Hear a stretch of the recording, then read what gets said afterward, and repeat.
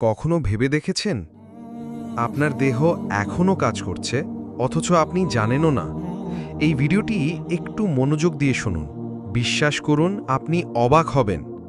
ভাবুন তো, আপনি ঘুমিয়ে আছেন, চেতনা নেই, কিছুই জানেন না, কিন্তু এই মুহূর্তেও আপনার দেহ থেমে নেই। ভেতরে চলছে কোটি কোটি অণুকণার অবিরাম কাজ। আপনার শরীর যেন এক বিশাল ফ্যাক্টরি। নেই কোনো বস, নেই কোনো সুইচ, তবুও প্রতিটি যন্ত্র ঠিকঠাক কাজ করে যাচ্ছে। আপনার দেহের প্রতিটি কোষে রয়েছে শক্তির ঘর, মাইটোকন্ড্রিয়া। এই ছোট্ট অঙ্গটাই তৈরি করে এনার্জি, যা দিয়ে আপনি হাঁটেন, কথা বলেন, চিন্তা করেন। হৃৎপিণ্ড প্রতিদিন 1,00,000 বার স্পন্দিত হয়। রক্ত ছুটে চলে প্রায় 95,000 কিমি পথ। এত নিখুঁত নিরবিচারে চলা এই ব্যবস্থা কে চালায়?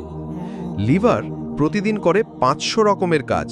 বিষাক্ত জিনিস নিষ্ক্রিয় করে, ভিটামিন ধরে রাখে, হরমোন নিয়ন্ত্রণ করে। আপনি জানেনও না, অথচ এই কাজগুলো চলছে দিনের পর দিন। প্রতিদিন 300 বিলিয়ন নতুন কোষ তৈরি হয়। প্রতিটা কোষে আবার কপি হয় পুরো ডিএনএ। একটুও ভুল হয় না। এত নিখুঁত কপি কেবল আল্লাহর কুদরতেই সম্ভব। আল্লাহ বলেন, ওয়াফি আনফুসিকুম আফালা তুবসিরুন। উচ্চারণ, ওয়াফি আনফুসিকুম আফালা তুবসিরুন। অর্থ, তোমাদের নিজেদের মধ্যেই রয়েছে আমার নিদর্শন, তবে কি তোমরা দেখো না? সূরা আজ-জারিয়াত আয়াত 21। একটু চিন্তা করুন, এই দেহে এমন এক ফ্যাক্টরি চলছে যার আপনি নিজেও জানেন না।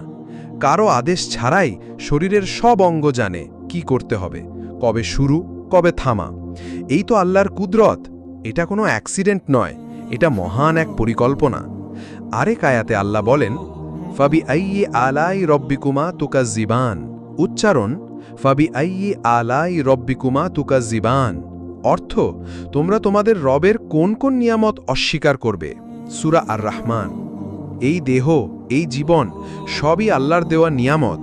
আমরা এসব কিভাবে ব্যবহার করছি? শুধু খাবার, ঘুম আর দুনিয়া নিয়েই ব্যস্ত থাকব, নাকি একটু সময় বের করব আল্লাহকে স্মরণ করার জন্য?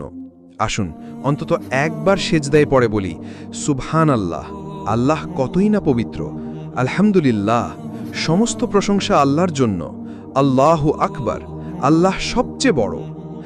পিন পয়েন্ট, আপনি এখনও যেহেতু বেঁচে আছেন, আপনি এখনও সময়ের ভিতরে আছেন। তাই নিজের দিকে আর সৃষ্টিকর্তার দিকে ফিরে আসার সুযোগ আপনার এখনও আছে। হোয়াইট হার্ট, যদি লেখাটি হৃদয় ছুঁয়ে যায়, একজনের সঙ্গে শেয়ার করুন। হয়তো তার ভেতরেও আল্লাহর দিকে ফিরে আসার তাড়না তৈরি হবে।